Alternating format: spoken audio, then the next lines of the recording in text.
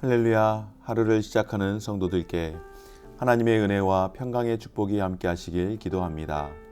오늘 우리의 삶을 인도하실 하나님의 은혜를 기대하며 주시는 말씀 앞에 하나님을 향한 소망의 복음을 붙드시는 성도님들 되시기 바랍니다. 12월 16일 말씀으로 여는 아침, 오늘 우리에게 주신 하나님의 말씀 욥기 35장 1절에서 16절 말씀입니다. 엘리후가 말을 이어 이르되 그대는 이것을 합당하게 여기느냐? 그대는 그대의 의가 하나님께로부터 왔다는 말이냐? 그대는 그것이 내게 무슨 소용이 있으며 범죄하지 않는 것이 내게 무슨 유익이 있겠느냐고 묻지만은 내가 그대와 및 그대와 함께 있는 그대의 친구들에게 대답하리라. 그대는 하늘을 우러러보라. 그대보다 높이 뜬 구름을 바라보라.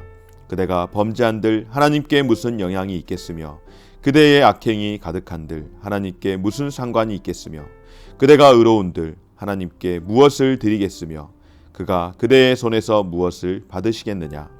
그대의 악은 그대와 같은 사람에게나 있는 것이요 그대의 공의는 어떤 인생에게도 있느니라. 사람은 학대가 많음으로 부르짖으며 군주들의 힘에 눌려 소리치나 나를 지으신 하나님은 어디 계시냐고 하며 밤에 노래를 주시는 자가 어디 계시냐고 말하는 자가 없구나. 땅의 짐승들보다 우리를 더욱 가르치시고 하늘의 새들보다 우리를 더욱 지혜롭게 하시는 이가 어디 계시냐고 말하는 이도 없구나. 그들이 악인의 교만으로 말미암아 거기에서 부르짖으나 대답하는 자가 없으므로 헛된 것은 하나님이 결코 듣지 아니하시며 전능자가 돌아보지 아니하심이라. 하물며 말하기를 하나님은 배울 수 없고 일에 판단하심은 그 앞에 있으니 나는 그들을 기다릴 뿐이라 말하는 그대일까 보냐. 그러나 지금은 그가 진노하심으로 벌을 주지 아니하셨고 악행을 끝까지 살피지 아니하셨으므로 욥이 헛되이 입을 열어 지식 없는 말을 많이 하는구나. 아멘. 욥기에 등장하는 인물들을 보며 참 신기하다는 생각이 조금은 들기도 합니다. 왜 그런가 하면은 욥과 대화하는 것이 대부분의 논제인데 그 대화하는 논제들을 볼 때마다 각자 다 자기 자신이 옳다며 자기의 주장을 펼치는데 결국 종합해 본다면 욥의 새 친구뿐만 아닌 지금 늦게 등장한 엘리후도 역시 엘리후는 조금은 다른 사람인가 생각을 해보게 되었는데 결과적으로는 결국 비슷한 세계관을 가지고 유사한 결말들을 갖고 있습니다. 그래서 결국 엘리후를 비롯한 욥의 친구들과의 그 논쟁이 의미가 없어 보이고 그냥 조금은 피곤해 보이는 듯한 느낌도 듭니다.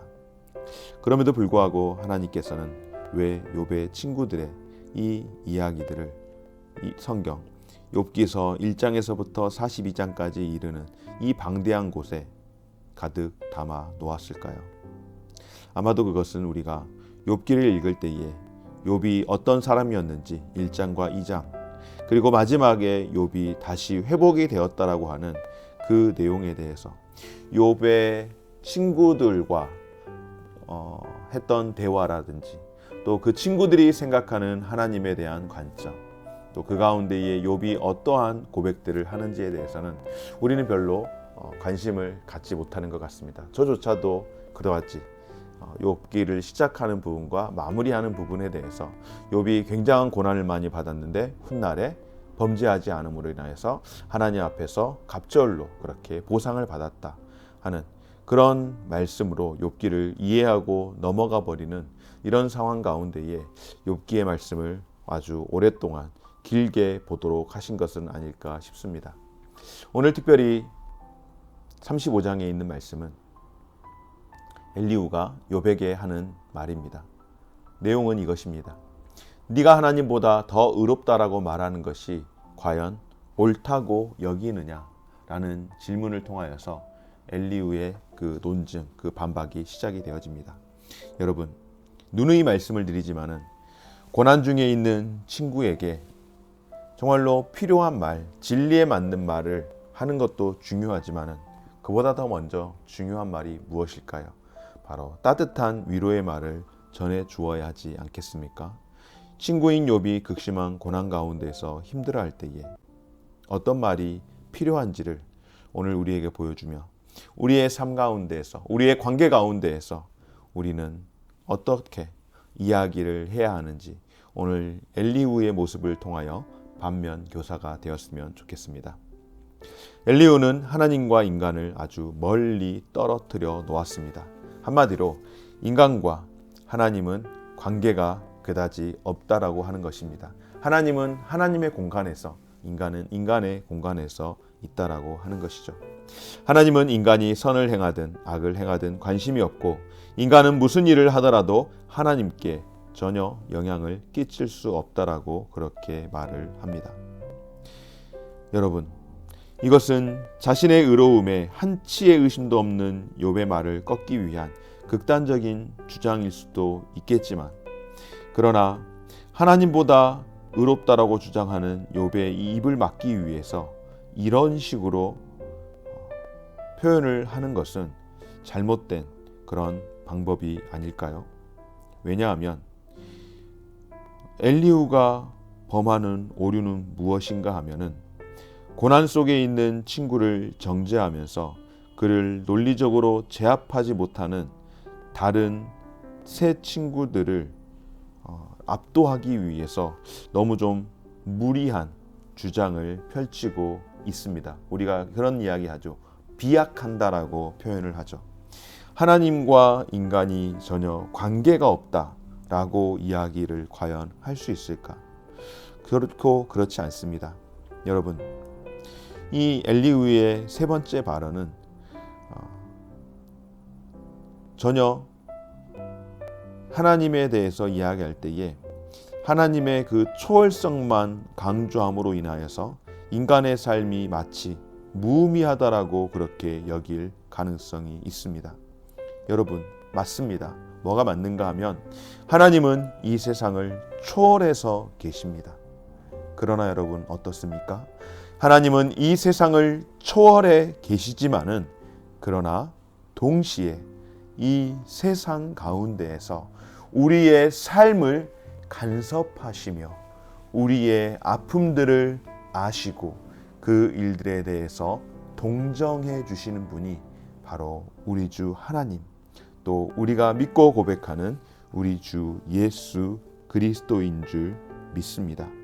그러므로 하나님과 인생은 아무런 상관이 없다라고 그렇게 이야기하는 것은 굉장한 비약이 될 수도 있습니다. 누구보다도 하나님은 이 땅에서 일어나는, 또 인생들에게 일어나는 많은 일들에 대해서 관심을 갖고 계시는 분이십니다. 그 관심이 여러분 얼마만큼 컸을까요? 바로 가장 사랑하는 아들이신 예수 그리스도를 이 땅 가운데에 성육신하도록 그렇게 보내실 만큼 하나님은 이 땅 가운데에 관심이 많으신데, 이 땅 가운데에 누구에게 관심이 많으실까요? 바로 저와 여러분들, 우리에게 관심이 많은 줄 믿습니다. 그래서 하나님께서 우리에게 너무너무 관심이 많으셔서 독생자를 보내시고 인류의 모든 죄를 감당시켜서, 예수님에게 감당시켜서 모든 사람들이 구원에 이를 수 있도록 길을 열어 놓으신 것을 보았을 때, 하나님은 인생 가운데에, 이 땅 가운데에 결코 관심이 없는 것이 아니라 하나님께서는 우리 인생에게 정말로 관심이 많다라는 것을 말씀을 드릴 수가 있고, 다시 말해서 엘리후의 그 주장이 얼마나 오류가 큰지를 말씀을 드리면서, 동시에 하나님이 우리 인생에게 관심이 없다기보다는 죄인인 우리가 하나님께 별로 관심이 없다라고 하는 것이 맞지 않겠습니까? 사랑하는 여러분, 하나님은 지금도 우리에게 관심을 두고 계십니다. 하나님은 지금도 우리에게 관심을 두고 계실 뿐만 아니라 우리의 기도를 들으시며 우리의 고통 가운데에 우리의 아픔을 동정하시면서 공감하시면서 우리에게 함께 하시기를 원하시는 줄 믿습니다. 하나님께서 응답하지 않는 이유에 대해서 엘리후는 또한 이렇게 이야기를 합니다. 하나님은 우리의 부르짖음을 들으심에도 불구하고 엘리후는 고통당하는 사람이 하나님께 전혀 도움을 얻지 못한다라고 이야기를 하는데요.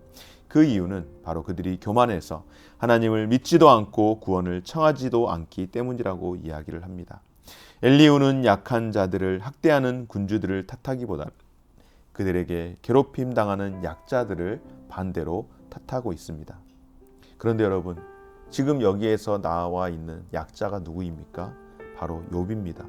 결국 엘리후는 욥을 위로하고 보호하기보다는 욥이 잘못되었다라고 그렇게 탓하는 것을 보게 될 때에 누구보다도 친구들에게 위로를 받고 지지를 받아야 할 욥이 이런 말을 들었을 때에 그의 심정이 어떠했겠습니까?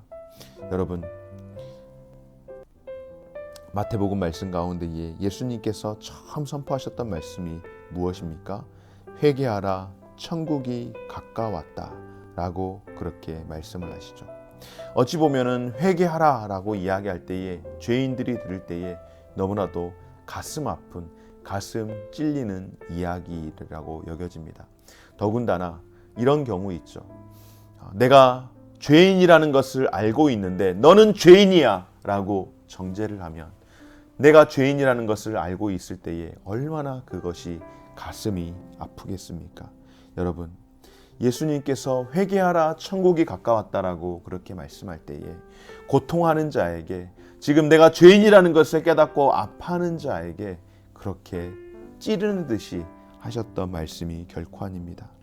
예수님께서 회개하라고 하는 것은 너는 죄인이다 그것을 가르쳐 주시기 위해서가 아니라 회개를 통하여서 구원을 얻도록 하기 위해서, 다시 말해 상처를 주고 깎아내릴 목적으로 하셨던 것이 아니라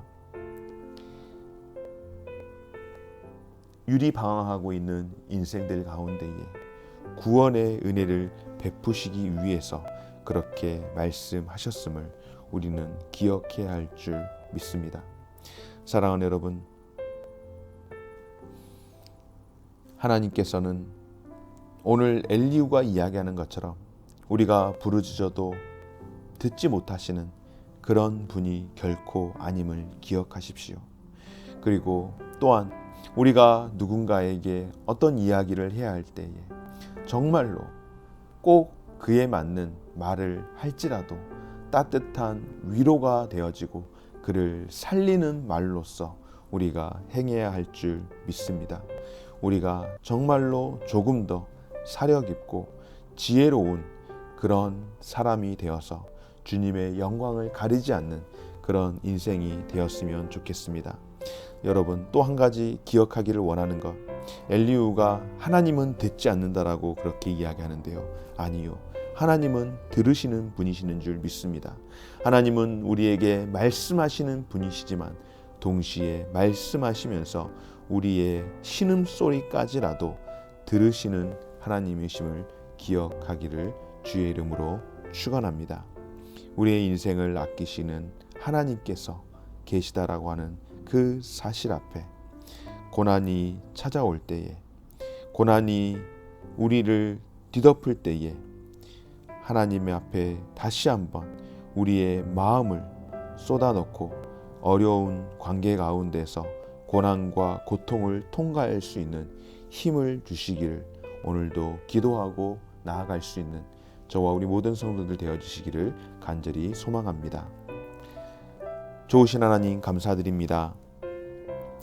우리가 예수 그리스도에 힘입어서 하나님의 보좌 앞에 나아갈 수 있음을 기억하게 하여 주옵소서.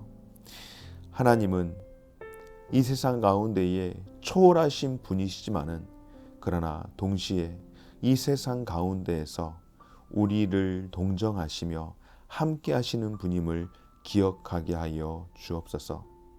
엘리후의 회개하라고 하는 그 말 한마디가 그냥 찌르는 가시와 같은 말이 아니라 예수님께서 회개하라 천국이 가까웠다라고 말씀하시며 믿는 하나님의 자녀될 백성들을 구원하기 위해서 전하였던 그런 말씀이었음을 기억하며 우리의 말 한마디, 우리의 행동 하나하나가 사려 깊은 그런 행위가 될 수 있도록 은혜 주옵소서. 감사드리며 예수님 이름으로 기도드립니다. 아멘. 하늘에 계신 우리 아버지여, 이름이 거룩히 여김을 받으시오며 나라가 임하시오며 뜻이 하늘에서 이룬 것 같이 땅에서도 이루어지이다. 오늘날 우리에게 일용할 양식을 주옵시고 우리가 우리에게 죄 지은 자를 사하여 준 것 같이 우리 죄를 사하여 주옵시고 우리를 시험에 들게 하지 마옵시고 다만 악에서 구하옵소서. 대개 나라와 권세와 영광이 아버지께 영원히 있사옵나이다. 아멘.